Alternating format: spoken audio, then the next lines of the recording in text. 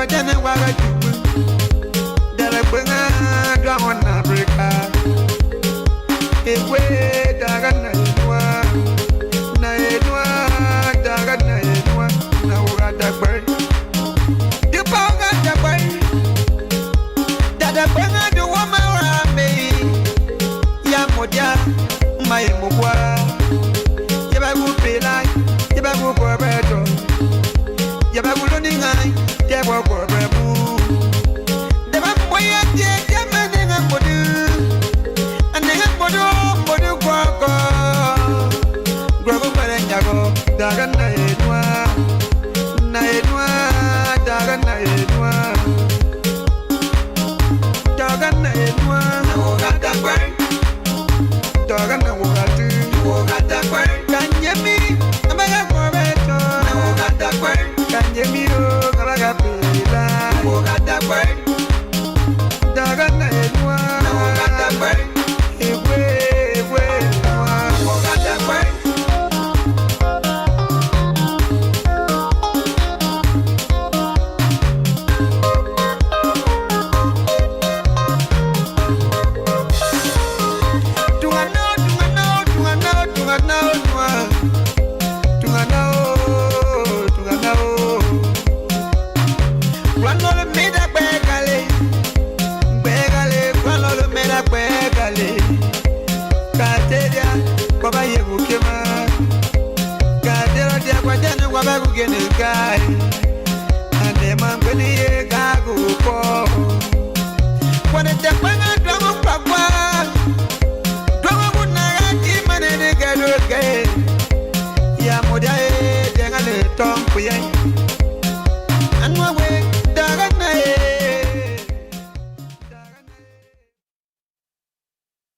Okay, folks, Samson to LIBERIA Public Radio.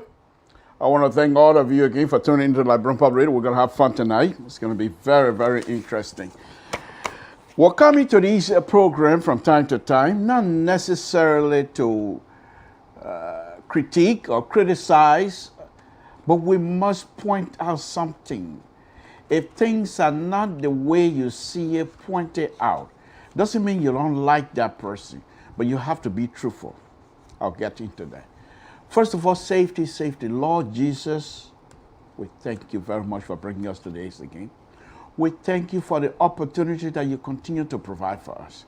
Lord, who are we? Who am I? I'm a sinner. I ask you every day to forgive my sin. And you say, okay, thank you. I'm not too sure, even Brown told would tell me every day, okay, no. Someday you say something, I need to spank you. But with you, my God, you don't spank. You say, okay, let's move forward. And we say, thank you. Thank you for your guidance. Thank you for your blessing. Thank you for your mercy. Thank you. Lord Jesus, we'll continue to pray for our brother, Mabutu, who is in Ghana. Lord, we ask you to please send the mercy of healing to him. Let him be healed. He's our brother. We ask you, my Lord, whatever loving power you have, send it that way. Whatever healing power you have, my God, please send it to his way. He's our brother. We want to be truthful. We don't agree with him on many things in terms of policy, but in this one, he's our brother. We're asking you to save him.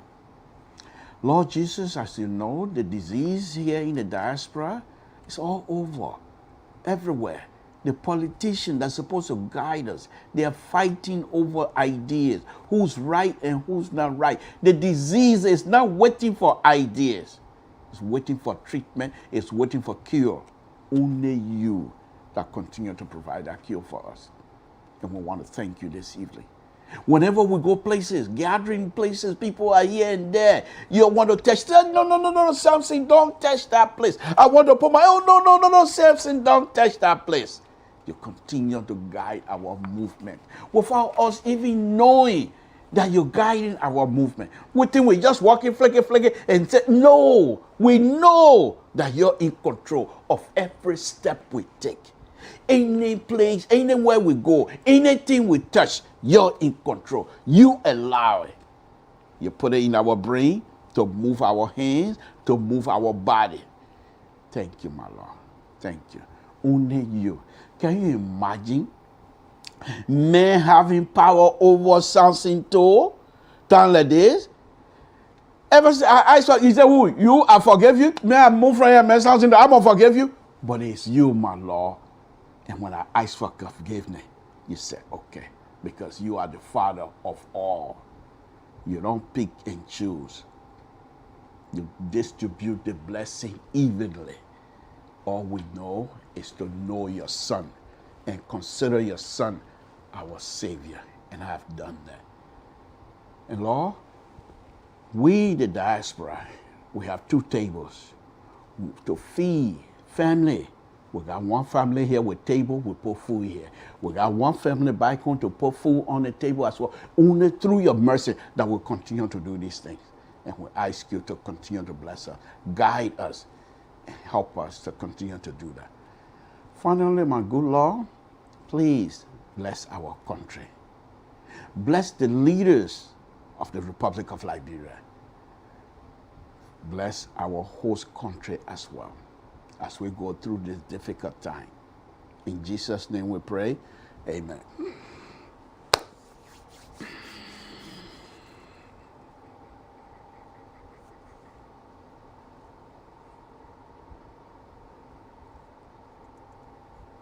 I look at that young man myself, gonna have some real honorable Greg. Good evening, my boss. Good evening. Oh, we love it when you watch us. Thank you, thank you, thank you, thank you very much. Okay, folks, welcome on a very serious note. Please, it's gonna be rocky tonight, but I want you to listen to the message. I am not here to condemn.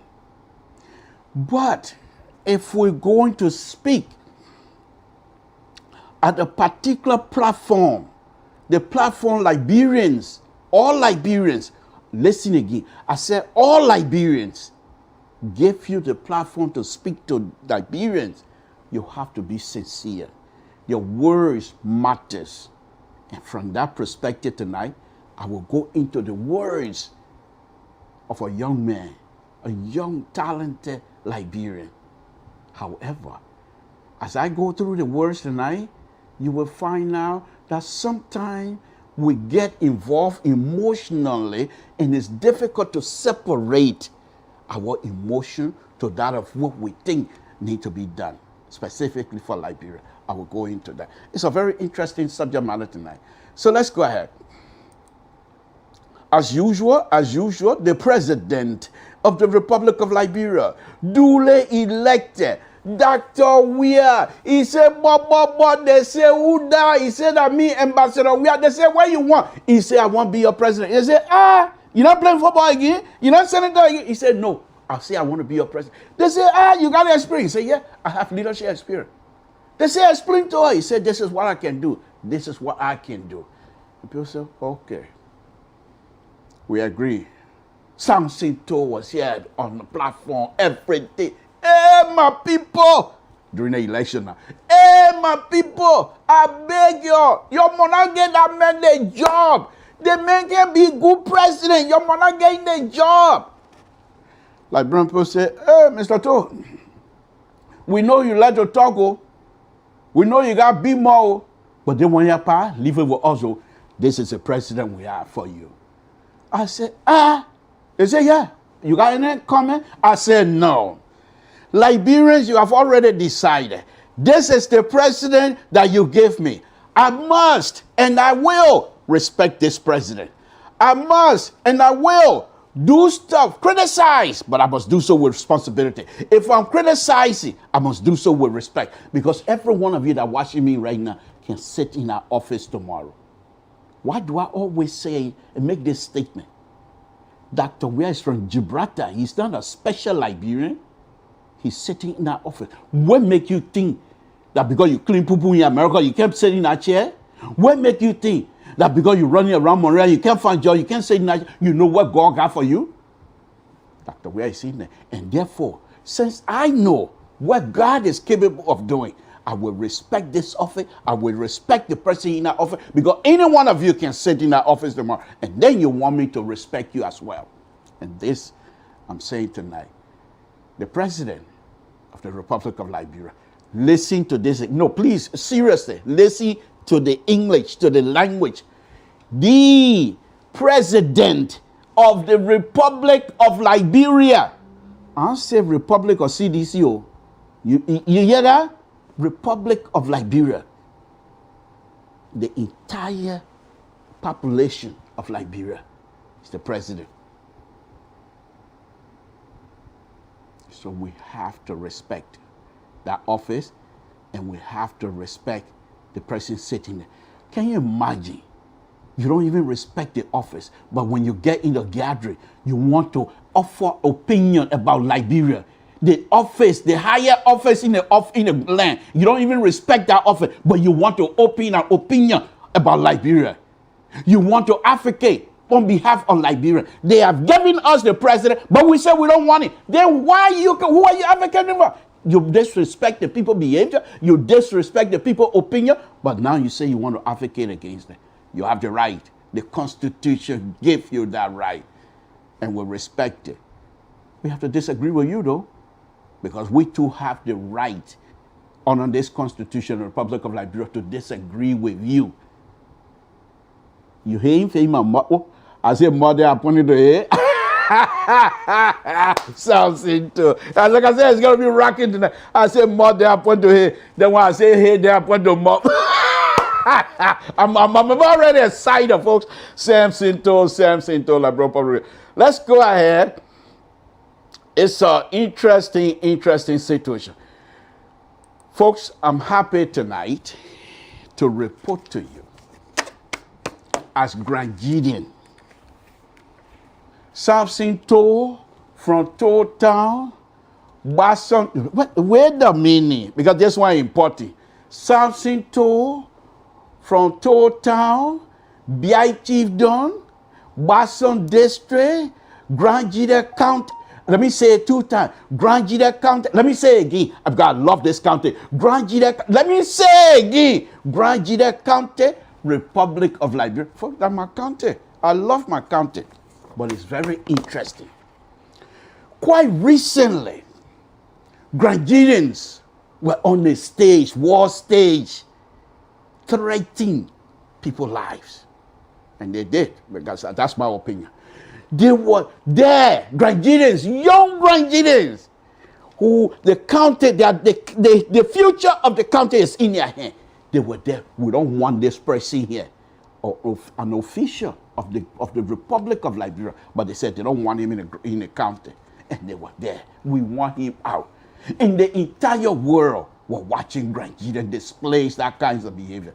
I say, hey, my people, that the young people will depend on to carry their country forward. Like they say, what happened? I came on air. I disagree with them. I said this is wrong. Blah, blah. They said, Mr. Toe, this is who we are. I said, okay.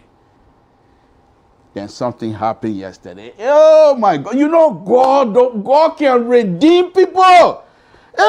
You think Grand Gideon was not going to be redeemed when all young people behave like that? Yesterday they had a show in Grand Gideon County.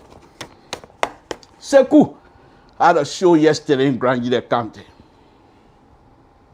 And he decided, the guy who organized, according to the story, the guy who organized that protest in Grand Gideon, Didi McLean, they had him on yesterday. And Sekou had an interview with him. And according to Sekou, the guy has been promoted by CDC. He has been promoted to higher grade in Grand Gideon County. I'm not going to connect his behavior to that of the promotion. It's up to you. So the young man was on yesterday. And I listened to it after the show. I listened to it last night. I said, wow. God can just put something in people's lap. Because Grand Gideons, young Grand Gideons, every one of us was confused. Those of us that are old. Oh, did I say old? I'm only 25 years old. But those of us that are not able to walk as much as we're supposed to anymore. And we're counting on these young Grand Gideons to carry us forward. And when that incident happened in Grand Gita with Yeke Koluba and the chairman, I was like, oh, are these people able to carry us? What the sad thing was, I can't go, this is not football game. I can't go to Nima County and borrow Nima youth to say you can't help us in Grand Gita to carry Grand Gita forward. I can't go nowhere else to borrow. But Grand Gitans, and they demonstrated that yesterday to show me, and I'm going to play the video, folks. They showed me yesterday that they, Grand Gitans, have the ability to disagree publicly, but with civil behavior.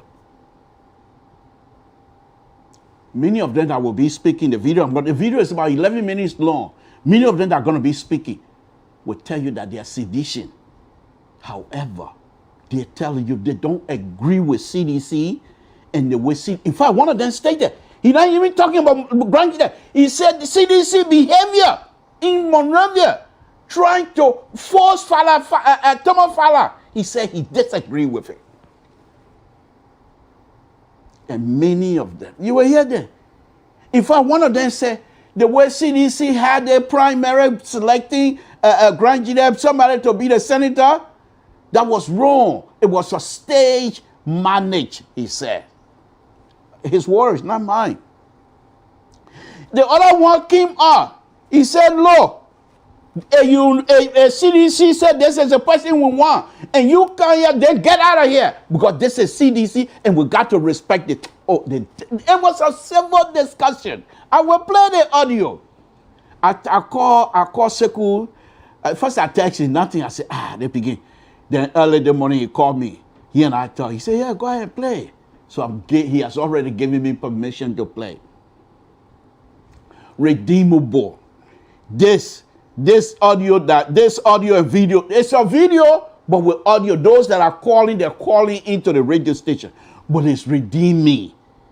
It has redeemed my soul among Liberians as Grand Gideon. Hey, let me just, but your team, the one that happy, someone, oh, now hurt. We were hurt. We come out here, Grand Gideon, we're the best. Then he said, the young Grand Gideon, most of them were not even born during the critical time of Liberia. And then they say, we don't want the people in Grand Gita County. They must go. Grand Gita County, it's not Republic of Grand Gita, mind you now, but they say they want the people out. The quota that go through Grand Gita, all Liberians put money together to put that quota down. Everybody, the thing Grand Gita get from the government, Liberian pay taxes, that Liberian people tax. But then they say, yeah, get us our money, get all your money. Liberian people, you get, but we don't want certain people in Grand Gita County. I said, why you would do that? You're getting the people money, then you say you don't want the people. But listen to this. Oh, I felt, folks, I'm redeemed. And because of that, I want to dance. But let me let you listen to this audio. No, on a very serious note. I'm excited, of course, but on a very serious note. The audio is about 11 minutes. But the young people decided to call the radio station and express themselves freely. And that's very encouraging. That's very encouraging. And in case not only were they expressing them freely, but they spoke well. They were not speaking more with English, that real English. And you know, Bo, you can't hear nothing. Grand Gita people no book. The young people in Grand Gita country, they know book. They're not playing around. And let's play the video. Samson told LeBron Pop Radio, let's listen to this.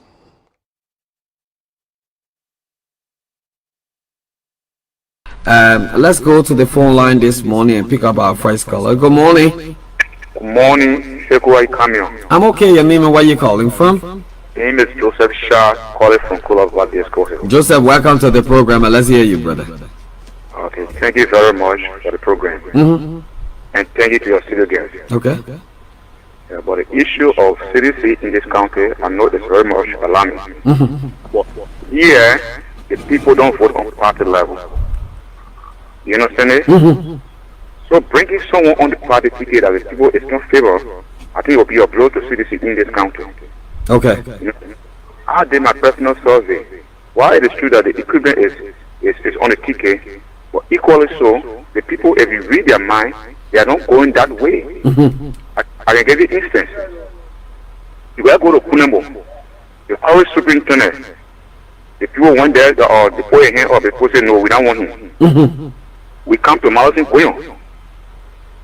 On the stadium that day, I was right on the stadium, on Abattoir West Stadium. George, we are both a hand up. The people deliver refusing. You know what I'm saying? So coming to bring the equipment of the lawmaker, I don't think they gotta do more thing for that. You know what I'm saying? Because people tell one person over and over, it will not be that way. So it's just find different nomenclature of the man to say, yeah, that go this way and take another person, or by the name of this person. I think they pass a good mark. Okay, thank you. Thank you very much. Thank you. You just listening. You just listening to the call. You know, yeah. I never wanted to go into that because I knew that callers would come in with that. But this is the turning point now. The issue of the coalition for democratic change. It is true that people said in Grand Judah County we don't vote on party line when it comes to representative and senator. But the instances that will tell you that surfaced Senator Albert Marshall Dennis, 2014, it was the party. Marshall Dennis does not have a constitution at the time, and we made him senator. It took us 4 months in Bazon District to convince the people of Bazon District to vote their son. Okay. I mean 4 months, Sekou. We went into one of the most traditional towns, in Gay town. We stood there. Some of us have not gone into traditional things. We went into it. We were able to make commitment to our people. Okay. And based upon that, you saw the result in 2014. Let's take this person quickly. Good morning. Yeah, good morning, Sheku, and let me say good morning to comrade partisan Didi McLean. I'm Joseph Dubois-Sione, and from the Youth League of the Congress of Democratic Change, CDC, serving as PRO for Grand Jida chapter. Okay. And a supporter of Sarah Scoper. Sure. Why are you in the CDC as the public relation person and at the same time supporting someone out of the party? Sheku, we will not support the executive committee to contradict the Popo agenda that brought them to power. The Popo agenda that brought us to power, we are not here to allocate money on by-elections. We are here for the down-trolling masses. So on the party we support including to contest to create by-elections, that money is supposed to be used to open our feeders road to boost our health system. Listen. Hello, listen. Yeah. I'm coming. Yeah. You are supporting the party agenda, but not to support by-elections, right? By-elections, yeah, sure. On the national level, your president, who happened to be the standard bearer of the CDC, said if it will cost him his blood to win the senatorial election in Monrovia, that have allowed all ministers and deputy ministers to get on their feet right now, pre-campaigning, if possible, if I may use the word pre-campaigning, to make sure that T5 clean Montserrat County. I won't be wrong to say that. What will you say about the president who have made this statement? Oh, thank you, Sheku. That's why, many a times some of our comrades will not understand, or in the CDC. We don't believe in the party politics, but we believe in the ideology. That part of being sedition should be real and should be in the interest of the down-trolling masses. I stand against the party in Montserrat County because there's no government that will function proactively with our opposition. So I'm strongly going against Thomas Salah because he's a certain lawmaker. I'm not. Are you sure you are sedition? Sheku, I'm a sedition. I have my letter of appointment from the Youth League. I met the coaches at his office. But let me just go to the point, Sheku. I have a question for Didi. As a recruitment mobilization chair. Didi, I want you to please speak to this. We have a lot of burning issues in Grand Jida County. One having to do with the road conditions. The second thing has to do with our health system. We understand that other clinics in the rural area, in the interior, don't have sufficient jobs. Why now? Why now the party is coming in to bring a certain representative to contest on the party ticket, where in 2017 was campaigning, making a Okay, let me hold you right there, please. Let me just hold you right there, Joseph Youngley. I think that question should not go to D.D. McLean.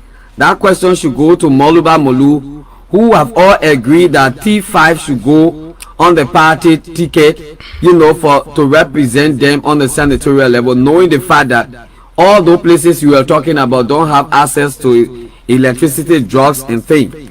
That question should go directly to him. Let's go to the line. Good morning. Yes, this is Lawrence Fisher, commonly called Base. Welcome to the program. Where are you calling from? Yeah, calling from around the telecom community. Let's hear you, my brother. Go ahead.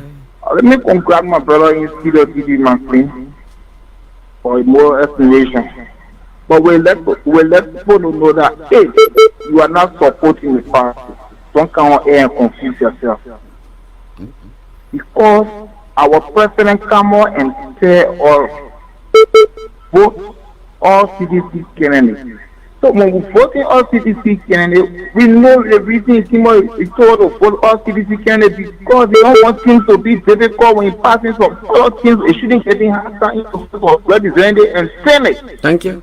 Why he come on and say the thing? From 2005, he then saying the thing. 2011, he said the thing. You can't support your party and you're saying that you're part of the party, but you find yourself on different sides. So it can be confusing. Thank you, my brother. I understand your point. Sekou. No, let me take few calls. You will have to make your comment. Let me take few calls. You will have to make your comment. It's Good morning. Yeah, good morning, Sekou. Fenton, welcome to the program. Let's hear you. Thank you very much. Let me say good morning to the regional coordinator of the WIA presidential mantle carrier from D.D. McLean. Welcome. Let's hear you, brother. My attention has been drawn this morning to the aspect of CDC's regional candidate on the party ticket, especially as it relates to Grand County level. Sekou, it baffles me to see people speaking against the candidate as a party brother went through the constitutional process of the party, especially that have to do with party primary. And he's saying that the people in Grand County don't love the president. While it is true that 2017 they brought you a marriage Graham, but it was the same guy that today that the party choose to represent the party on a ticket. There's the same individual because you know Grandians will normally vote for people based on their contribution to the country. If you observe Honorable Joe, in my opinion, so good to be frank, if the individual Grandian is noted for regretting when the president leaves the scene, this individual contribution in Grandian County, even the opposition said no, that this individual is the godfather of Grandian politics, the heavenly gift to Grandian politics. The records are glaring. If you check in the health sector, his marks are there. In the educational sector, he has marks there. In terms of even humanitarian services, this individual help is not just related to his district, but rather it's to Bazon district, to even Kulembo district. So the president or an other executive member of CDC does not in any way make mistakes to accept this individual membership, and the individual sign membership form, declare his membership verbally, and even sign a membership form. Okay, you are making clarity. Are you making clarity? I thought you were asking questions as well. No, I was just adding to D.D. McLean before I start the question because other people. Let me just hold you there. I need to put another person through quickly.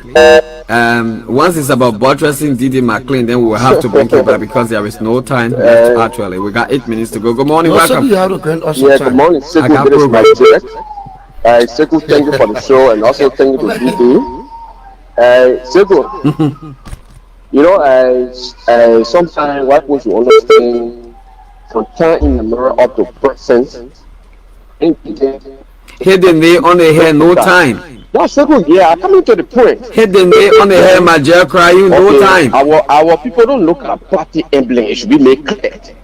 like he made reference to Senator Marshall's Benny. It was not because of CDC popularity. Marshall became prominent as a senator in this county because of our hard work. At the time, I served as coordinator for Change District. We know the kind of strategy that we introduced. So it's just it was based on CDC emblem.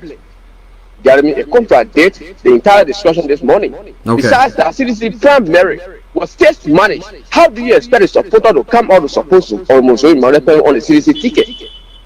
There are permanent sons and daughters who were very wanted to. What did make it stage managed? What make it stage managed? They stop other people from registering? The decision was already made by the Hurricanes in Monrovia. Did you send somebody? No, don't tell me I'm aware. If you people be telling me which you are aware, then I sometimes get disappointed in some of you. Because how will you say I'm aware? Were you? Was I there? Did you see me there? Did you see them sending me document that we are coming to stage manage Zopenu? You know, and what you call it and what you call it? Sheku? You are man all over my mall. All right, let's go. Yeah. That's CDC in Granger was stage managed. So as a result, the people they are dissatisfied with the candidate on the CDC ticket in Granger County. All right, thank you. Let's go to the phone line this morning and pick up our first caller. Good morning. Good morning, Sheku Cameo. I'm okay. Your name and where you calling from? My name is Joseph Shah, calling from Kulava, Hill. Joseph, welcome to the program, and let's hear you, brother. Okay, thank you very much for the program. Mm-hmm. And thank you to your studio guests. Okay. Yeah, but the issue of CDC in this country, I know it's very much alarming. Mm-hmm. But here, the people don't vote on party level. You understand it? Mm-hmm. So bringing someone on the party ticket that the people is not favor, I think it will be a blow to CDC in this country. Okay. You know, I did my personal survey. Why it is true that the equipment is on the ticket. Now, folks, if you are Grangian, why will you not be happy to hear young Grangians having a civil discussion about an emotional issue? You heard these people saying that CDC having somebody who people will not vote for, it will be a blow to CDC in Grange County.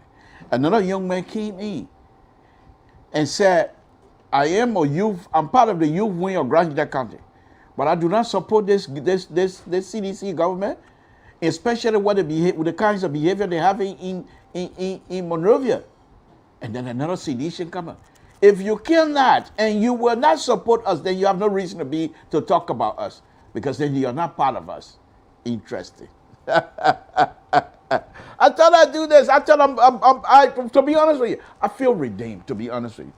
Let's go on to the main subject matter this afternoon, folks. This is a serious one. This is a very serious one because we have this young man who is Minister of Defense of Republic of Liberia. Folks, things are getting a little bit tense in Liberia. Things are getting tense. And I think every one of these young people, because they're all young, and every one of these young people are kind of concerned. And so they're trying to make a statement that perhaps supposed to ease or bring down the tension. But apparently, they're missing some stuff. And I'm going to be talking about that here this evening, to be honest with you. The Minister of Defense is on Front Page Africa. He wrote an editorial and put it on Front Page Africa. It's a very, very decent writing, good writing. He used to be Chief of Staff, and then he was retired and then appointed as Defense Minister. Very young person, very young guy. So apparently, when Dillon's made his statement the other day, it shook a lot of people up, especially those that are working in the CDC-led government. The first one, which I really didn't want to talk about, was the statement from the joint security head or whatever, where his statement tends to be, for me, it seemed to be threatening So I really don't pay attention to him. But this guy, his name is Major General Daniel D. Zankar Jr. He used to be chief of staff. He's smart. So he decided to write something to warn Liberian politicians. To warn Liberian politicians. But that's what I said. I said he defense minister. So let me read this thing and I'll come back. There are few places that I want to talk about. I agree with many of the things he stated, and that's what I've been saying it here for months and months. For months and months. That we cannot allow ourselves to fall back into what we were. And these things, before we got in that pit, in our hole, we didn't just fall into our hole overnight. It came about gradually. And the Minister of Defense started noticing some of the same traits. And he decided to come up and write this thing up. But what I thought he would have done as Minister of Defense, I think writing is good, but I think it would have been better for him to have a press conference and state and even read whatever he wrote. But let me read it to you, ladies and gentlemen. It's a very interesting writing. Let me read. And this is by Major General, retired now, Major General Daniel D. Zankar Jr. Okay. So he said, Demlin, or Kelly, we all should know what right looks like, but more often than not, we tend to ignore the glaring reality. There's a price that one has to pay whenever you deliberately turn your face from the right and embrace the wrongs in the form of violence, hypocrisy, greed, and deceit. These are the words from the Minister of Defense. We have paid a huge price when we trade such paths decades ago. Liberians were taught some valuable lesson, but we seem to forget those life and death lessons so soon. This is the title of this stuff. Have we forgotten, or are we pretending to forget? I have lived over two scores, therefore. I have witnessed some of the cherished and regrettable moments in the history of our beloved country, Liberia. I have not only lived through the good, bad, and ugly days, but I have also come up close and personal with narcissism, the violence, and the sedates. That said, I am deeply constrained to speak to the conscience of peaceful Liberians, both at home and abroad, to choose the paths of nonviolence, and in the same vein, strongly warn the power-hungry politicians and troublemakers about the dangerous cliff to which you are dragging our country. That's a defense minister. Okay. Irrespective of our social, economic, and political position, we are all Liberian first before assuming our respective position and side. Let us not forget or pretend to forget what we have all been through over the last 4 decades. From 1979, Rice Riot that saw Guinean troops on our soil, to the landing of ECOMOR and EMOR due to our civil crisis.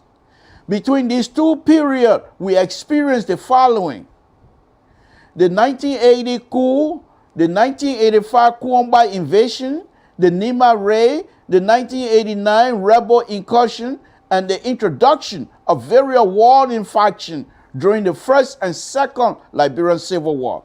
Unimo J, UNIMO K, LPC, and LOR. I'll come back to this here. Let us not forget or pretend. Let me read that again, please. Let us not forget or pretend to forget about what happened during this period. Some may pretend, especially the perpetrator, that they have forgotten, but history will never. I found no pleasure in reminding you about these ugly dates and events, but I have to. To the victim, I truly understand the physical and emotional pain associated with such reminder and do apologize. But I have no regret for the perpetrators. Nobody deserves to be reminded of such traumatic past, especially when most of the perpetrators continue to show no compassion and remain unapologetic. I can surely guarantee the victim one thing: sooner or later, justice will be served. The international community is busy finding solutions to her own problems and therefore won't care much to extinguish any unnecessary self-destructive flame on our soil. We are blessed, if not lucky, to have been rescued by the precious blood of peacekeepers from Ekimo and Almil. I'm quite sure that thousands of individuals across the sub-region, widows, widowers, orphans, and loved ones of those peacekeepers who lay down their life, their precious life, while serving our country, will regret the sacrifice of their loved one should we slip back into civil crisis. We may not be lucky this time around to get the international community to come to our aid and in timely fashion. Be reminded that the United Nations and ECOWAS are engaged in resolving problems in the Democratic Republic of Congo, Mali, Sudan, Cyprus, and Western Sahara, just to name a few. Troops contributing country, TCC, that once contributed troops in Liberia during our crisis are presently facing some economic, political, or security issues. For instance, Nigeria, Chad, and Niger are combating Boko Haram and other violent extremists in the Lake Chad Basin. The G5 share country, Burkina Faso, Mauritania, Chad, Niger, and Mali are coordinating their effort to fight terrorists within the Shell Basin as well. There seem to be what I term the triangular flashpoint: Liberia, Guinea, and Ivory Coast. Our immediate neighbor, Guinea and Ivory Coast, are politically charged due to constitutional issues which could potentially snowball into marital crisis.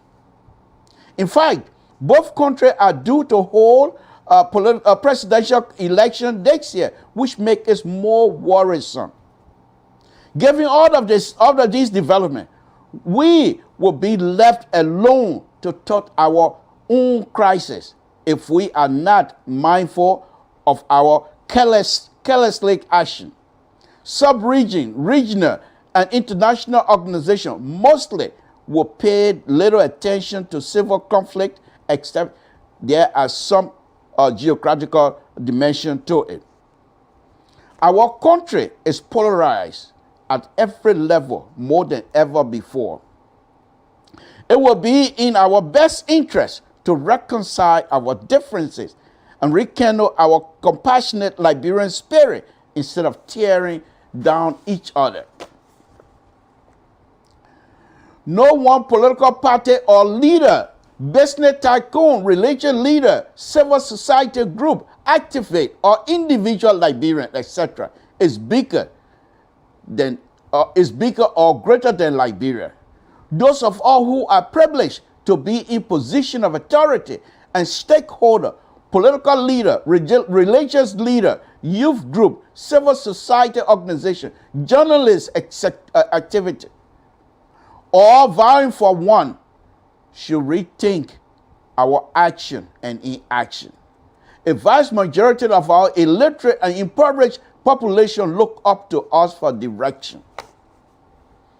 If we continue to openly violate the Constitution, break established rule, disrespect constituent authority, disrespect constituted authority, negatively use the social media, make incendiary statements, use incentive without regard to our status, incite violence, and threaten the national security of the state. The unspoken message we are sending out to our followers is loud and clear. You are telling them to do the same because it is okay. No one should be fooled for the second that they can satisfy their thirst and greed for power by leading innocent and helpless Liberians to the gas chamber. Instead, they themselves will end up in it.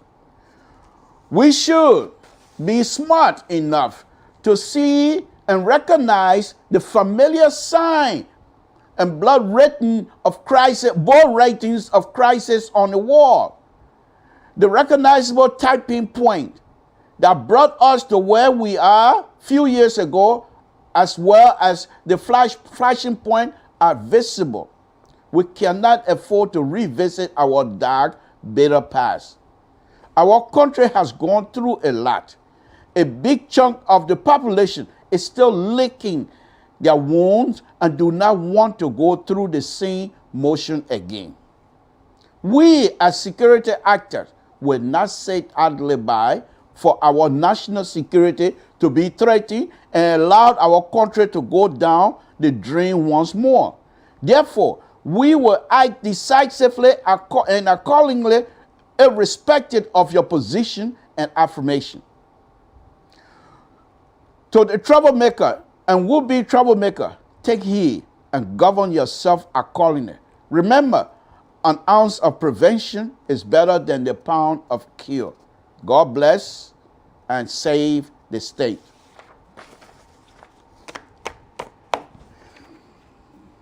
These are the words of the Defense Minister of the Republic of Liberia.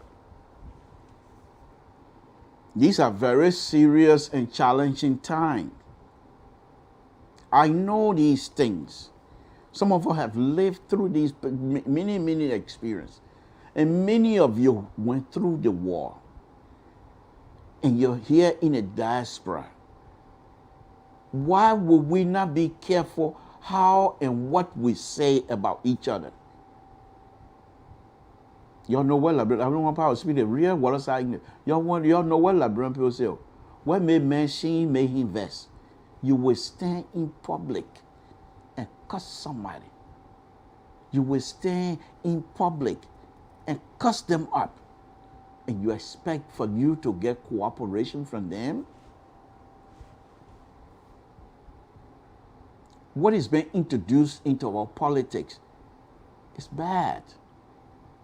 I told you yesterday about setting precedent. We're setting a bad precedent. Because many of you watching me right now are all highly educated and intellectual. So obviously, sooner or later you're going to be in a position of authority. Will you want people to be cussing you? Why can't we do our best to get these kinds of behavior out of our politics? It is not conducive. Let me go back to, let me analyze the minister's statement little by little. Because when the minister, this thing really, when I read it this morning, it brought tears to my eyes. Because he himself is young man. Just like many of those people, many of you the voter, many of you that are here in the diaspora, many of you back home are all young. The war, the civil war, the young people, you ain't got nothing to do with it. The young people, you didn't bring no war. There's a song by a singer Joe, I feel forgetting his last name, but he said it. We didn't start the fire. He has always been burning. We met the fire here. It's the same situation in Liberia. But what can I say to you young people? Even if we stand on top of the mountain and apologize to you for giving you a crumbly country, what are we going to say? The country is already there. Well, it's you, the young people. You, the young people, have to recognize that politics does not have to end in death. That politics, position seeking, specific position, you're fighting over ideas. You're not fighting to have somebody killed.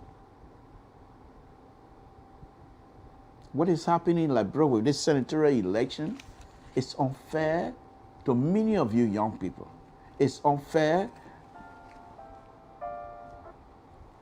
It's unfair to many of you young people. It's unfair to many of you that have a political ambition. This thing must stop. This thing must stop. Now, this is some of the things here that perhaps I need to bring up very quickly. During the war, I was already here in the United States anyway, but during the war, many people the war caused all of us to take sides because we were defending our enclave.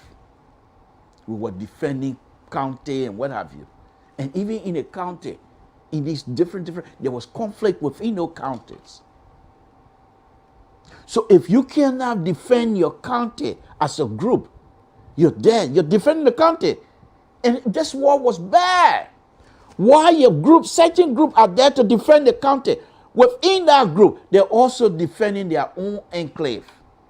So they fight each other here. Then they say they want to come together. The only thing that can come and bring them together is someone from outside want to destroy the county. Then they come together. But as soon as peace settles in our country, they go back into their respective places to start, whatever it was. What happened? So this is the country. And this time around, I would take full responsibility as well. Because I'm much older. It's not one of those things that I can say I'm only 25 years old. I'm much older. I'm much older. And this is the time that most of the young people then, who are now older just like me, should take full responsibility. Because the country we're giving you is not a decent country.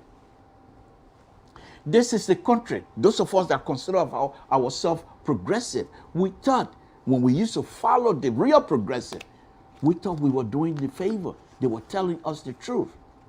I have a cassette here. And this cassette there was an interview by Bacchus Matthew and Twanle. And they both admitted, especially Bacchus Matthew, he admitted on the cassette, to say what I know now, if I had known then, I think my action and my whatever that I was doing was going to be different. But this thing that is happening in the country, if you young people don't put it together, you think you're in America, you're working, you're doing good, you got a college degree and what have you, of course you're going to work here. But you're still connected. Your connection in Liberia is not going to dissipate within another 50 to 60 years. Even if you stay here in America, you can never cut yourself away from Liberia completely. I can assure you that. Because if it was so, people like me think that I went through in Monrovia, me personally, and then as being connected to someone else, I would have stayed out of Liberia business a long time ago. But how are you going to do that? You come in this country, you're having conversation, and people talk about where they come from. Because this country is all made of what? Foreigners. So as soon as you go into work or somewhere and everybody start looking for their kind, you're definitely going to go, oh, I'm a Liberian. The first thing they will ask you, what's your name? And where you're coming from? I'm a Liberian. That's who I am. That's my country. And many of you are like that. Look at this kind of wonderful thing. Somebody who is a defense minister. What really pushed him to make these kinds of statements? Why? What was he going through? Was he forced? Was he asked by the president to come out and make a statement? Or was he making a statement on behalf of the military? I don't know. But the young people, we have to, well, I'm saying young, not me, but all of us as Liberians, going to have to be careful. You cannot continue to wrap the entire thing around a single sitting government. This fire has always been burning. Many of you, in fact, all of you, met this fire here. This fire has always been burning. But now, you see what we did to you? We put gasoline in the fire. Say, burn it. Burn it. And then we're asking you to put the fire up. You young people, as though you got nothing to worry about. We're asking you, literally asking you, to put the fire up. I feel for you. Because why many of you, this age you're in, when I was at that age, you can't take me from Egypt Rock. Moga playing every night are there. What do I have to care about fire? What fire, what? But many of you have sacrificed your youth for Liberia. You have sacrificed your youth for Liberia. Look, go on social media and see how many Liberians have their own platform talking nothing else but Liberia. They're not talking about who playing tonight, what band playing at what club, nothing. Every one of these people speaking about Liberia. That's the fire. Because all of you are trying to put out the fire. And so I will just continue to ask, to say whatever it is, whatever the condition, only you as Liberian can fix it. When the war was going on, Ekamo King, the people were still fighting. They didn't stop the war. The war stopped because Liberians wanted to stop. No more war in Liberia because Liberians don't want war anymore. You can bring any, you're not going to wipe out the entire population. You can bring anybody. If Liberians say we want war, they will go to war. But they don't want war. So those of you that are in authority, position of authority, you have to be very careful as well. Now, let me go back to the minister's statement. It's very clear. He's troubled. You see, he told us he's watched this before, and he's seen sign coming up again. But listen to this. Listen to this. Now,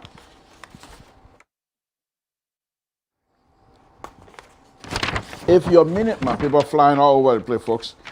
If your minister of defense, young, you have to be sincere. If you're going to engage the population, and I'm not saying the minister he's not being sincere. That's not my point. But I thought the minister would have done better and go further than this. A few weeks ago, just as educated as he is, another educated Liberian, serving as position of authority, money man, stood in public and called for Dr. George, we have to be a dictator. I don't care what kind of devil rap star you put, benevolent dictator. He did that publicly, and the entire world heard that. Liberians all over, they seen Liberians that he's the minister of defense talking to now, that they should be calm, they should be very careful. The minister stood in public and said, Dr. we must be and should be benevolent dictator. That wasn't mentioned here. You would think the minister would say these kinds of behavior are not conducive to our population. Minister Twe told us here. Told us. The minister did not mention that. Let me go a little bit further. The minister went back into the past to remind us. And he said, he apologized for reminding many of us. But he went back to the past. Listen to this. He said that between these two periods, we experienced the following. Now listen to this. And I'm not saying this to put anything around anybody, but these are things that I pick up. And if you want to engage young people just like you have to lay it out completely. Completely. Because you want the young people to listen to you. You want these people, young Liberians, whether they're sedition or opposition, you want them to listen to you. Because you, being a defense minister who has not gotten in trouble all throughout this year, not that I know of. So he is a straight shooter. He's a pure person. But if you're going to make this statement, you have to go further. If you cannot, and if you don't think that you want to make this statement, then you come out and make statement truly just based on your profession as a security actor. And then you come to defend the administration and everything else, because that's your job. You're defense minister. But if you take the role of big brother to these young people, if you take the role or try to remind Liberians to say these things are dangerous, we cannot go to this route, then you must be sincere and take everything out. You didn't mention anything about just Samuel Twe asking Liberians to make Dr. Weah a benevolent dictator. It's not in here. But there was some language that was here that you can take both sides and say going that way and that way, that's fine. But let's listen to that. Between these two periods, we experienced the following. The 1980 coup, the 1985 Thomas Kwamba invasion, the Nima Ray, the 1989 rebel incursion, and the introduction of various warring factions during the first and second Liberian Civil War. I would have stopped here. He didn't. Then he went on, he decided to name the warring faction. He didn't, at the end, he didn't say etc. either. He's an educated person. Because if you name and you put period, that means that's it. But when you say etc., that means, okay, other things are there. You want young people to follow your example, which you as an educated person, a clean person, someone who is respected in the international community, you have to do better than that. But listen to this. Warring faction. Then he said, Unimo J. Who were the Unimo J? Who were the Unimo J? These were specific group that they believe that they were protecting themselves and protecting their kind. When you're going to go back into history, you have to be sincere. Unimo K. Who were the Unimo K? They too were taking position to protect themselves and protect their kind. LPRC, LPC, okay, and Lord. I didn't hear anything here about Patriotic Front of Taylor and that of Prince Johnson. I didn't hear that. I did not hear that. So why you name these other people and left out the other group? Are they not warring faction? You see where I'm going with this? You see where I'm going with this? If you're going to come out, that's your job, to defend the country. Your defense minister, and follow more your use of being in the army. It's your job to protect all of us. So if you're going to speak as someone who is in charge to protect the country, you speak as a security person. Finish. But when you come out to say you're going to speak not only as a security person, but someone who have had experience, and you want Liberian to listen to you based on this bad behavior that we have exhibited in the past, then you have to be truth. Listen to this other one. He said also, I want the victim to understand. I want the victim to understand, and I'm just paraphrasing now, that those perpetrators will pay, the justice will be served. You're living in a country where you know who the perpetrator is. Some of them serve with you in the government. And you're not saying those things. You're not coming out to say those things. You cannot be one thing and then you say your other thing. Okay? You want to speak as a Minister of Defense. It's your job to tell the international community we're here to defend property and life. Anybody something to you bring foolishness here, we'll deal with you. That's your job. And if I bring foolishness in Liberia, you have the right to deal with me. Nobody gonna question you because it is your job to protect the Liberian people and property in Liberia. That's your job. It's under the Constitution. But if you come out as young, as smart, intelligent, and intellectual as you are, if you're going to come out to say these kinds of things, the way the politicians are behaving, they are not sincere, they are not conducive for whatever is happening, then you need. What happened? How did you get to this position? You have the president that you're serving. He said that he wants a position, even if it means his blood. Why? Why must he have that position at all costs? For what reason? For what reason? And if you do these things, you're president of the Republic of Liberia. President, you didn't come through the position into the back door. You knock to the door, Liberian people open the door. People respect you. They know your position. And if you come out to make statement like this, what happened to people like something told them that are crazy? They say, I love Georgia. He said, you want a position at all costs? I will do what I got to do so you can get it at all costs. Is that far-fetched? Is that far-fetched? And now if you, the flame that we, the older people, have left you young people, if this flame, if we, those of us, the older people, were not able to put this flame up, we're leaving it with you, asking you unfairly, to put out this fire that we've been burning all these years. Then we're asking you to put it up. And you're doing that. But you must do it with responsibility. You must do so with responsibility.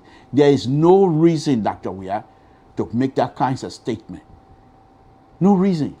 Someone was already occupying in that position. And you want the position, put somebody to challenge them. What reason will you say that kind of statement? And then when you have all of the violence coming up, then people are surprised. Oh, how did the thing happen? Oh, how did we get here? What do you mean how we get here? We, the old people, we started it first. Go back into history and look at 1979. The smoke that was all over Monroe. How did it start? These young people ain't got nothing to do with it. When Charles Taylor and his group brought the war, some of these young people now, you know what? All they wanted at that time, all they wanted was to put on their little bumper and go to elementary school. We started a fire, and this fire is burning. We're asking the young people to put it up. The young people themselves accepted the responsibility. But now, they look, okay, what do we do now? Okay, there's smoke too much. No. You take the responsibility to put the smoke out, do it. Work on it.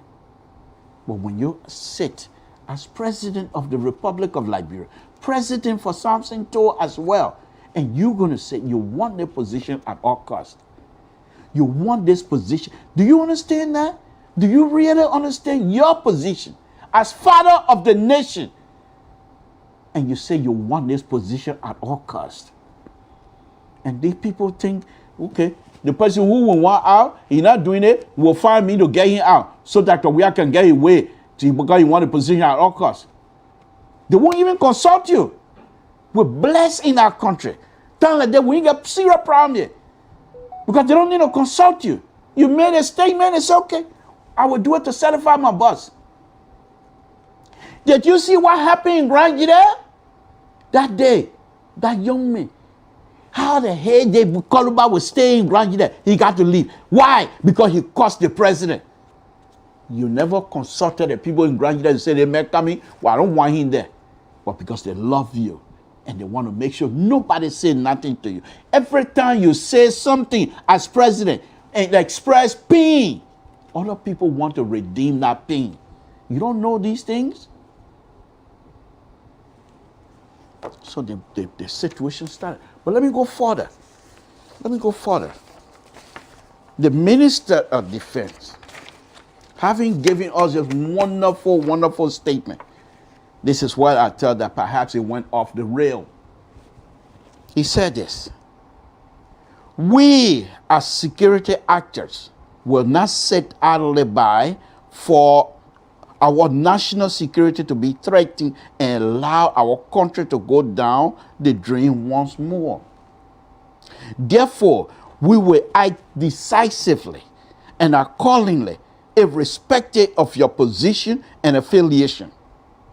To the troublemakers and the would-be troublemakers, take heed and govern yourself accordingly. Remember, an ounce of prevention is better than... Okay, if you have already identified troublemakers, you, the defense minister, know all of these things. You know the trouble we had before, but you have already identified troublemakers. Why are they still in the street of Monrovia when you, as a security actor, already telling us here? You say yeah. To the troublemakers. Who are the troublemakers in Liberia? To the troublemakers. If you know the troublemaker, Mr. Minister, why are they there to continue to make trouble? Why don't you invite a justice minister to deal with these troublemakers? A troublemaker is nothing good. It's nothing good. You have already identified those people. But that's not the point. Let's go a little bit. Listen to this. And how will you, many of you that are watching, if I come out and make a kind of statement, is that not a threat?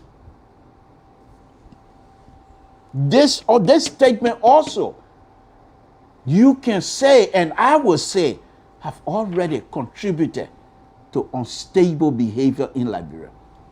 Why do I say that? The minister, he's quite aware. The defense minister told us the trouble that was happening, that took us back into that whole hellhole. And this is how exactly these things started. The security apparatus of the country decided to make these kinds of statements. Your defense minister, as young as you are, why would you not invite the political leaders, the stakeholders in our country, and clearly, publicly humiliate them if you want to? Because these people, the political leaders, the stakeholders in our country are setting, the church leaders are setting there why these young people are fighting among themselves. Why you, the defense minister, will not call these people to a conference, have a round table, and you stay in the middle of that table and see these things would not be tolerated in this country. We cannot have these things. We went through it. All of you sitting here know about it. Why is it that the churches, council of churches, they're all here picking side on a political issue that people know are not safe for us? And you come out, minister, this is a contributing factor. If you know the troublemaker in the country and you allow them to stay, are you not telling them to say, go ahead and train other troublemakers? If they are troublemakers, in order for you to recognize them that they are troublemakers, that means they were successful in whatever they were doing that you consider trouble. And you're leaving them in the street of Monrovia. As a security chief, you're leaving these people in the street of Monrovia. And you're asking the rest of the Liberians to watch out for that. Where are we going? This statement, this particular statement, is such a wonderful, wonderful writing. But I would have done it differently. But I gave you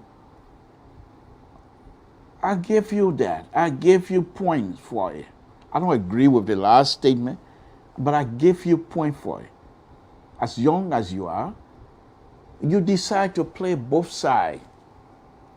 To be a peacemaker, but at the same time to be stern with those that you're trying to make peace with. That's okay. That's understandable. That's how Liberians, that's what we are. But you people need to go farther than that. You people need to go farther than that. If you feel the Samson Toe platform here in the United States, that I'm saying something that is not contributing to the peace, the stabilization of Liberia, you can stay in Liberia and contact your counselor here, and they can bring me to book. American government would not allow me to sit here in this country to foment trouble in Liberia. You go through the American embassy, they have a liquor office over there in the American embassy, and you ask the question, what can we do? What kind of law is available to us as a country? We have Samson Toe, who is our citizen, sitting in your country and making these ridiculous statements, causing people here to have trouble from time to time. What can we do? You talk to the American embassy, they will tell you. If there's nothing they can do, it's okay. Because they themselves, they're quite aware. They don't want no trouble in Liberia. They want peace. So what are they going to say? They're going to call their people here in the United States. Say, y'all know who Samson Toe is? Say, no, I got relatives in Liberia.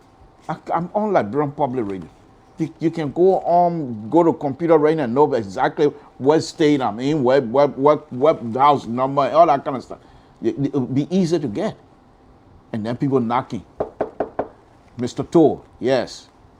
Do you have a platform that you're on? Yes. And what are some of the things? Can you come downtown? They will take me downtown and ask me questions.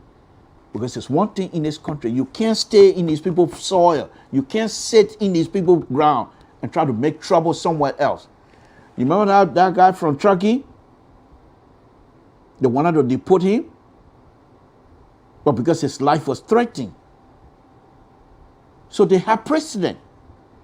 If the Liberian government feel that Samson Toe is in America or whatever country that I'm in, but I'm causing trouble, that's not stifling the press freedom. Every one of us that sit in this platform, we must be responsible for what comes out of our mouth. If I sit here and cry fire in a theater, I will be called to the book. If the defense minister has recognized certain troublemaker, because he said here, Liberians are home and abroad. You have to engage whatever country you think somebody's sitting in and making any kinds of ridiculous statement that is causing the government some serious problem. You don't have to harm them. Maybe they themselves, if the people come and say, Samson, why are you making any kind of, they're not going to come and grab you and say, okay, you're throwing, they will ask questions. In fact, before they even do anything, they'll say, you have the right to a lawyer. I will hire a lawyer. And the lawyer will represent me and they will ask me questions. Why are you doing this? What's the reason? And then if I'm doing certain things that the government of the Republic of Liberia have accused me of, then I have to defend myself. Because this is not a safe haven.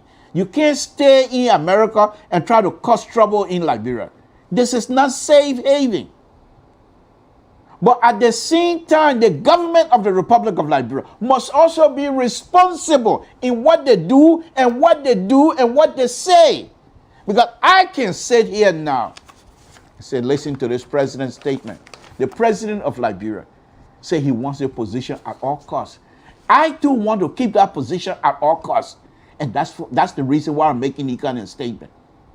You see where I'm going with this thing this afternoon? So it's not just one person. All of us must take responsible behavior. Our responsible behavior must be displayed at all times. You can't sit down and say this is all the government. No. And if the interesting thing, all of you, the critics, the government, most of you are crowd of boys on the same age group. There are few people who are older that are working in the government, but majority of you, same age group. You mess it up, it's up to you. You heard the defense minister. He can't, the international community, they're not going to come running to you to come say, we're going to help you. But first thing, if the defense minister wanted to say something, you have to be sincere with each other. First, you have a meeting in your cabinet meeting, and you bring these things up. You bring these things up. The statement, the president, you say it. You're a professional. If the president, because you said, I don't want you anymore, you will still find a job. You're young. Mr. President, the statement you made is not helpful to the security of this country. Mr. Minister of Finance, the statement you made, you're not helping us. You're not helping us. And you go down the line. What happened with Alex Tyler trucking people? And nobody's saying nothing from the government side. Alex Tyler, who has been accused and of course acquitted. And now he's trucking people because he won a position. If you, the government people, you allow these kinds of stuff, and there was a report here one time saying that the people, the security agency were helping to truck people who are not members of the community to go vote in that community. If you, the government, is responsible, then you want people to, then now you want to say people should be careful. We got to take things seriously. We can't just get up and say, this, I'll do this, but you cannot do that. That country belongs to all of us. And the sad thing, as the minister correctly pointed out, the majority of the illiterate and impoverished Liberian. Why are we still having majority illiterate?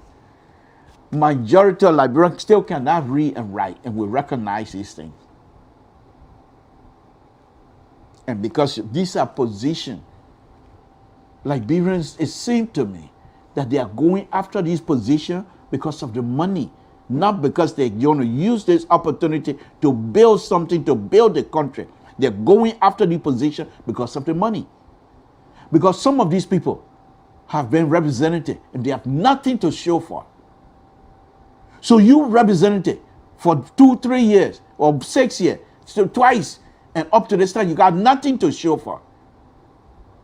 As your part of your contribution to uplift Liberia, now you want to be senator. What are you going to do now? Is that not the money you're chasing? And our brothers and sisters have to recognize these things. Have to recognize these things. Have to recognize these things. And you got what is very amazing and very troubling in this, as far as I'm concerned. You have people here in the diaspora that consider themselves die-hard government supporters who hate the government among us.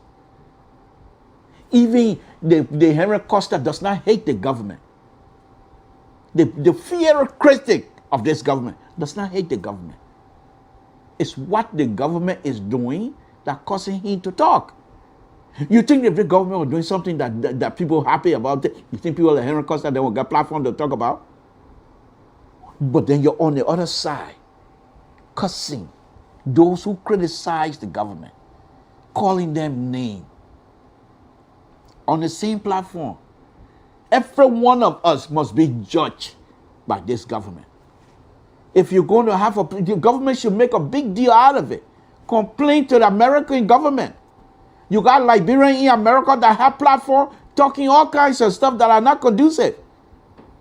And then you got history. Precedent has been set. Most of your trouble in Liberia always come from America. And then you bring Eula book, the one that I got here. Tell me, I will send it to you. The one that I got, the first published EULA book, I have it here. The first one, the first published EULA book, I have it here. And it lists a bunch of stuff EULA want to do to contribute to destabilize the country. It's in there. You think people don't know these things? So the government can come to the American government and say, look, these people in America, they're not yet there for school. They're always causing trouble. Then the government says, well, you have proof of that. Say, yeah. And you bring out these stories. And the government, first thing they will do, contact EULA leadership. Because they're not just going to come to any ordinary librarian. They will contact these organizations they have. Say, your people, this is what your government is saying. But we're not even doing that. So these are the kinds of things that we have. These are the. I will bring it up here one day and show you the date. The first EULA publication. I have it. Yellow. What you might call cover. The person who been giving me, and I got a lot. The day that person die, I will run my mouth on the platform. You'll be tired of me. The day that person die, I will run my mouth because I know how. I don't want to say. I know everything. I know plenty. I say I know. I think people stupid around here. But anyway, let's get back to the issue. So, let's go back before I close it and I'll open it up. This is what we keep saying. Your vote matters. Now, when the minister talk about politicians and troublemakers, about the dangerous cliff that they're taking, this is how he word. This is how he. This is very interesting. This is very interesting. So who are the politicians? He didn't say opposition. He didn't say leading. He just said politician. So Dr. Weah is politician. Samuel Tua is politician. Most of the people that he's working with, they're politicians. But listen to this. That said, I am deeply constrained to speak to the conscience of the peaceful Liberian, both at home and abroad, to choose a path of nonviolence, and in the same vein, strongly warn the power-hungry politician and troublemaker about the dangerous cliff to which you are dragging our country. Oh, minister, you something else.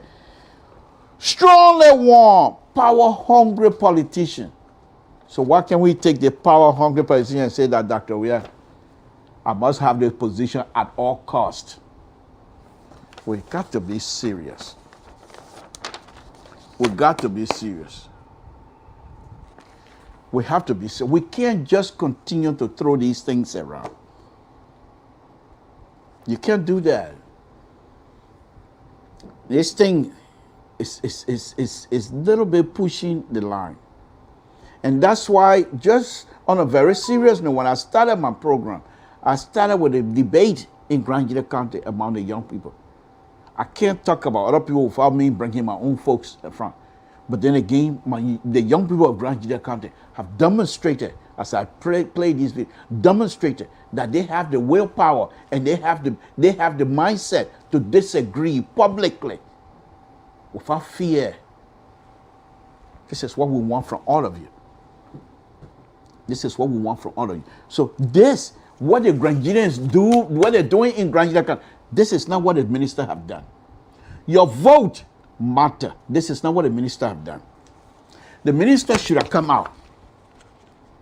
And even before writing this, you have a meeting in your cabinet minute. And you explain to these people, this is not the way this country have to be working.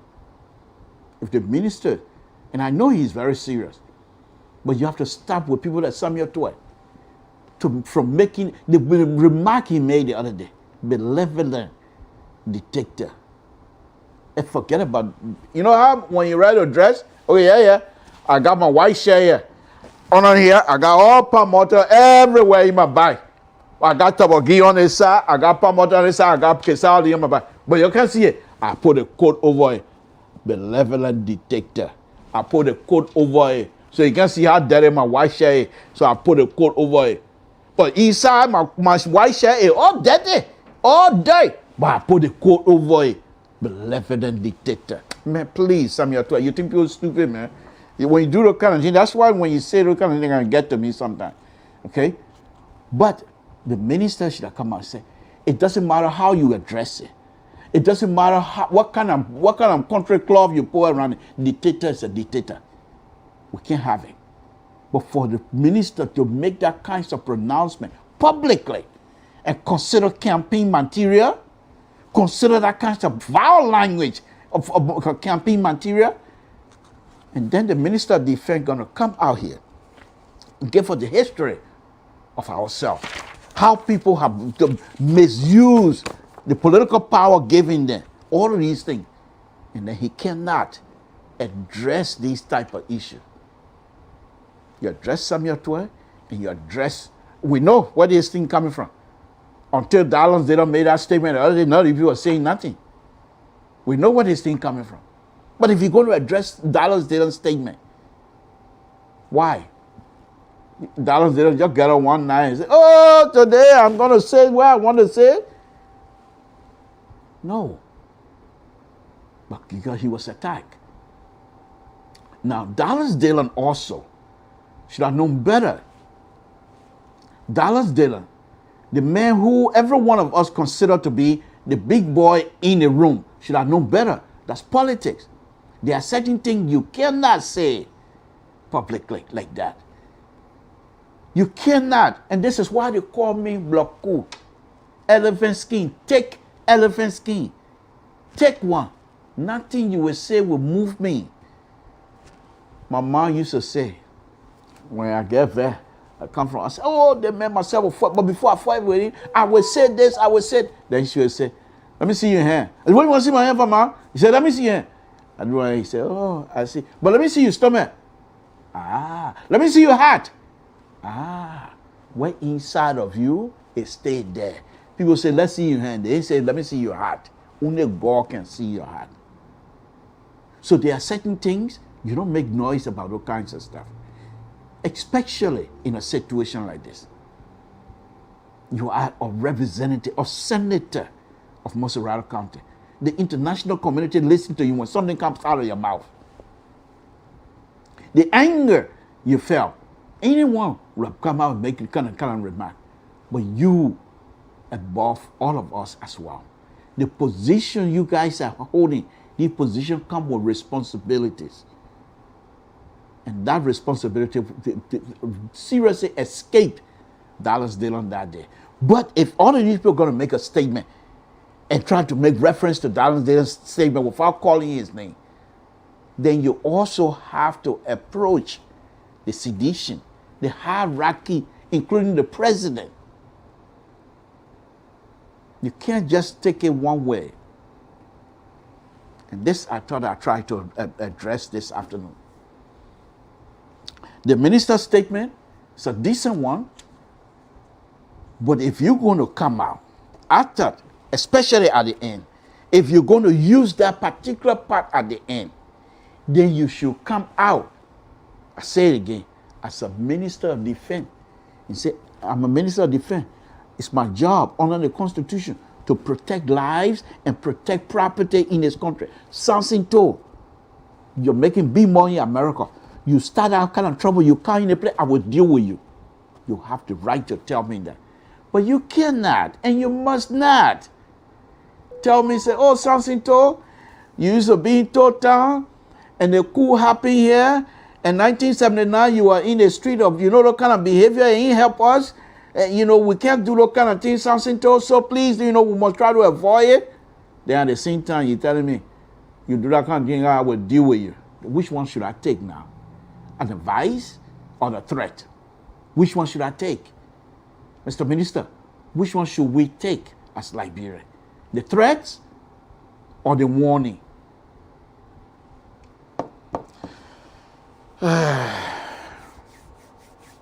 So anyway, It's been a very nice, wonderful evening, folks. Samson Toe, Liberian Public. And I was just reading the go on front page Africa, and you will see the minister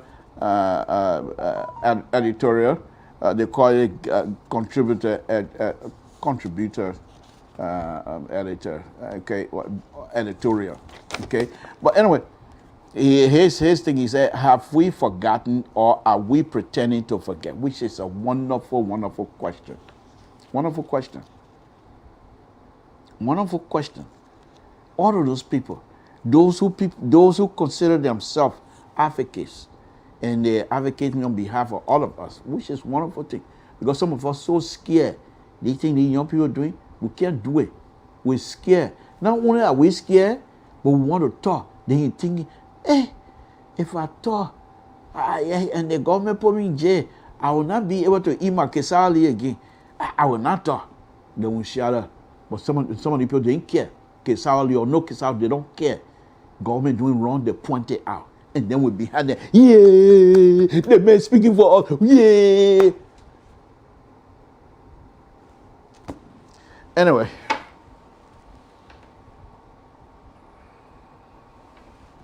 So, folks, let me wrap it up here, and then I will take a question or comment. Before I wrap it up, let me just say this here, folks. Once again, on a very serious note, all of us as Liberians, we have to come on this table and work together. All of these sedition in Liberia working, they can't do it by themselves. They are policy implementer. Let's put it that way. They implement policy. They are also there, some of them, they're there to set policy. You're going to need every Liberian. Many Liberians that have been left out, they can implement the policy effectively. But because they don't know them or don't want to be bothered with them, they're not part of the CDC, so they don't even look at them. You bring people, you're talking Liberia. Yes, the first 2 years, I said fine, because there are those sedition that went places campaigning for this government that I wasn't about ready to go. I'm not willing to do that. But they did. So the government won. So the government have to give them a job. But giving them this job must come with responsibility, with a clear understanding. If you cannot perform, we're going to find all the Liberians who can perform. Can you do it? Yes. These are your resume. Can you do it? Yes. Okay. Just make sure we really appreciate your hard work as sedition. And we're not saying that you're no longer sedition. But if you cannot perform, we're going to let you go. It's a clear understanding. Yes, okay, y'all get him in a job. If the man can perform, he stays there. Because that's what we want. If the man can't do the job, I don't care who he is. Get him out. But you're not doing that. I spoke with somebody in Town a day or so ago, and the person was telling me, Uncle Samson, even though I'm young, but I've not experienced this kind of hard time like this here before in Liberia. He said the hard time people are catching is different. And I can't understand that. I'm not in Town. How am I supposed to grab that? I can't. Because I've never gone through that kind of stuff before. The only hard time, I know I catch hard time on there. I used to eat hard time basically with water and sugar. But I explained to him, I said, I've been through hard time. So he said, no. Hard time basically said, Uncle Samson, you can't find it. Sugar said, he said, you can't find it. How you eat it? Why? Why are we going? There must be something. Why Liberians are going so much problem like this? If certain group cannot fix it, bring other people on board. And this is what you have to, this is on a very serious note, Dr. Weir. You have to understand this. If you bring other people who are not sedition, they get our country moving. You get the credit, Dr. Weir. Nobody else. You, the president, get the credit. You keep your friends in those positions. They're not performing. People are crying. They're crying in your name. And that's the truth. Something good happen is you, the president. Something bad happen is you, the president. But what is happening, the bad, many bads are happening now. People are crying and they're crying in your name. Let me go ahead.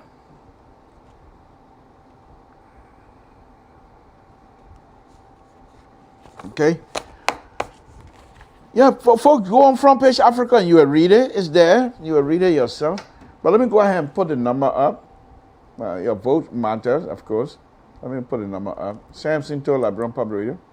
That's my number right there. Give me a call. Let's see how far we go with it. Let me make sure my...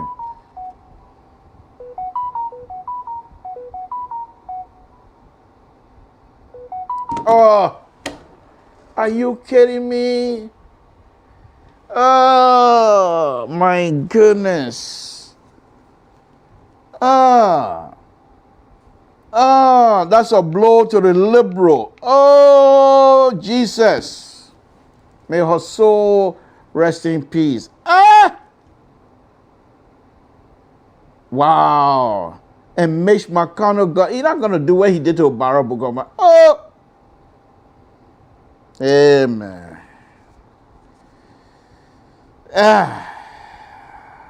Oh, I bet that's what Mugabe were calling me for. Oh, no wonder what. Oh, that's why these two guys fighting already. Oh.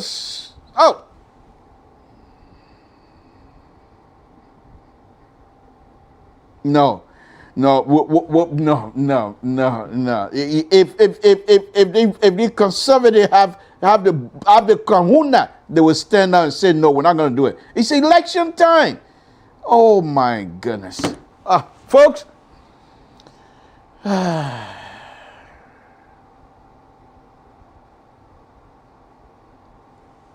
Wow. Yeah, people have been calling me and been texting, but I'm not been paying. That's a big blow to us, the liberal. Oh, lady, why you couldn't wait for another 3-4 more months? Oh,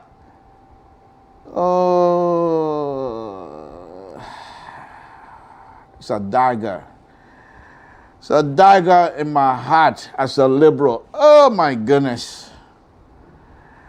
My goodness. Yeah, Mr. So, Samson To.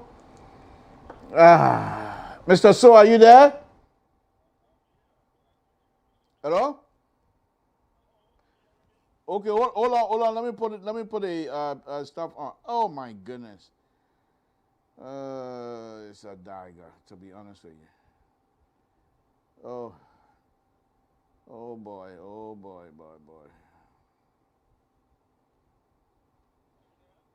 Yeah, are you there? I'm trying to connect. All right. Yeah, Mr. So. Yeah. You hear me? Yeah. Yeah. My day ruined. Okay. What? My day is ruined. Okay, I'm going to. Ginsburg died. My day is okay. ruined. Yeah, you should have an ally like me to have these breaking news when it does happen. And I think I am about to eye more 100% of what is happening right now. Go ahead. Okay, I've been following the talking point, and for the most part, thank you for the conversation. The issue, what I read in the front page editions regarding the Minister of National Defense is way over the top. And I don't think that's something he should have said, but it's almost telling me or suggesting to me the playbook of that of the Attorney General here at Bright with the Donald Trump scenario unfolding. But having said that, though, we are running a media institutions, and in your own words, we must be responsible for things that we say. It does matter. And I heard you saying, let me not be judgmental here, but you can get it right to the point. there seems to be like an indictment of the Unions of Liberian Association here in America. So I am wondering, is that the Helen Johnson Salif Union? Is that the Tamaka Jankabata Yula? Is that Charles Taylor Yula? Which of the Yula? You claim to have a document that suggests, and being a little bit definitive here, you are very, very much objective to what you are saying, the intent of Yula in our country or in Liberia. I'm wondering here, Samson told this document you claim to have, which of the ULAT leaderships produced this document here? Or have you reached out with the ULA authority? Let ULA take me to court. ULA. Let them take me to court. No, it's not. It's not like ULA take me to court here. Look, we are not running that. I know this is an institution that we are running. And any statement by any angle of the Liberia Public Radio, what I have document. Keep talking, I can hear you. Yeah. If that document is a true document, and Samson told as an angle, as a newscaster or as a talk show host, and know within himself that this document is a legal document, and this document, as a claim, has the propensity to destabilize the country, and he did not report this to the federal authority, that it simply suggests to me Samson told is an embedment of this. Oh, no, serious. I am hearing that, and I'm going to take a strong exception to it, because if you did not report this, to the authority. This document was written, this document that I'm making reference to was written back in 1979. You're not even sure. Yeah, we are again. You're not even sure. So preferably you are talking about the Tankaba Jankaba Day. You want me to, this document that I'm making reference to was written back in 1979. So I was in Liberia. When I came, I saw the document. Yeah, what do you want me to do? What did you do? Have you contacted the leadership of ULA? For what? This is how bios. This is how bios. Leadership myself living on the same roof. At that time, the ULA leadership and myself were living under the same roof. What do you want me to do? What did you do? So you embraced it because you were under the same roof, right? You see the idea to be good. Now you're no longer under the roof. Mr. So, what is your point?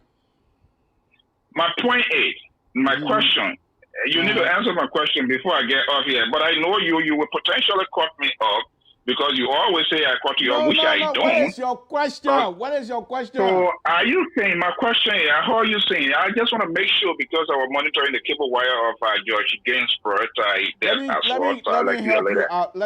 want to know, hold on.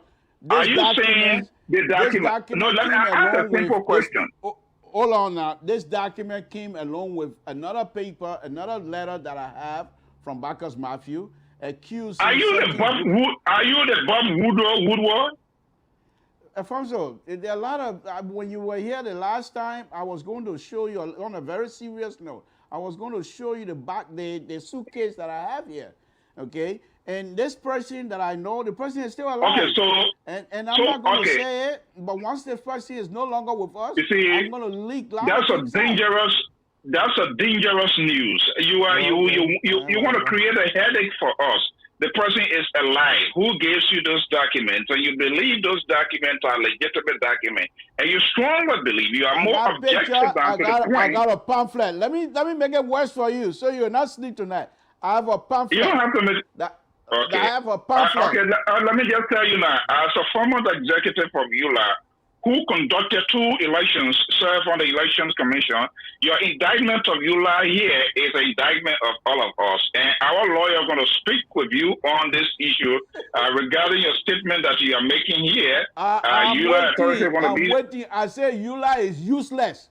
Let me say that now. ULA is useless. ULA is useless. ULA been causing all of those trouble in Liberia anyway. So they're useless. That's what I'm asking. You see, so you got my point correct. Is that a Tankaba Jankaba ULA? Is it a Helen Johnson seller ULA? Is it a Bagbala ULA?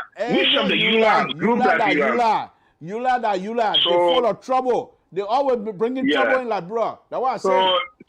So you say you have evidence that ULA is destabilizing want to stabilize the country, correct? What I have here, the paper I'm talking about on a very serious. That paper was written back in Or are you 1979. you seem to be changing your tone now? No, I'm not changing my tone. I said ULA is useless.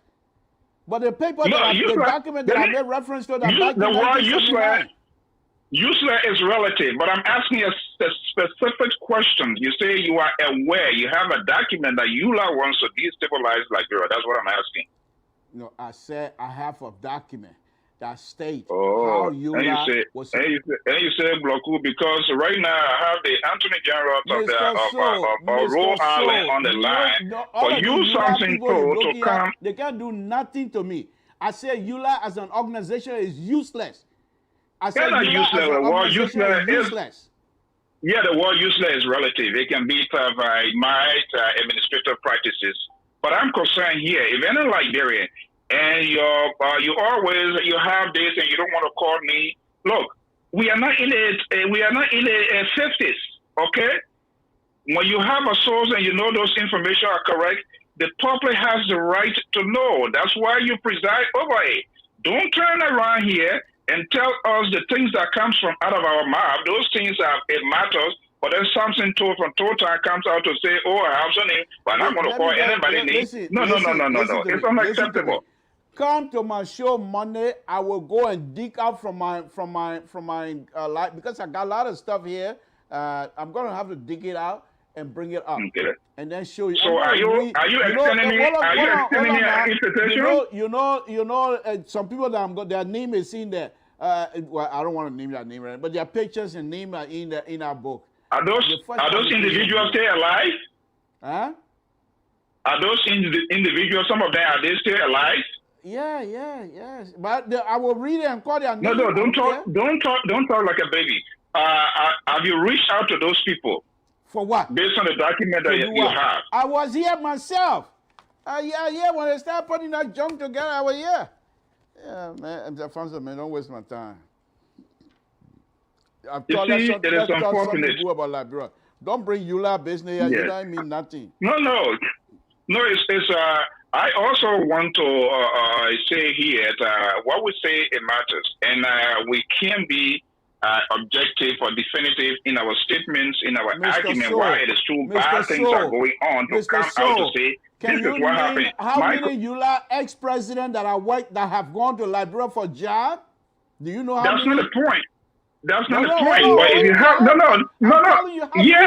it's a piece of useless with the word useless. They come here one job. They come here one ULA position. After becoming president and think that they run back home because they're ULA credential, then they go and look for a job back home and do nothing for our people. I understand. That's a component. It's a greater component of the conversation that we are having here.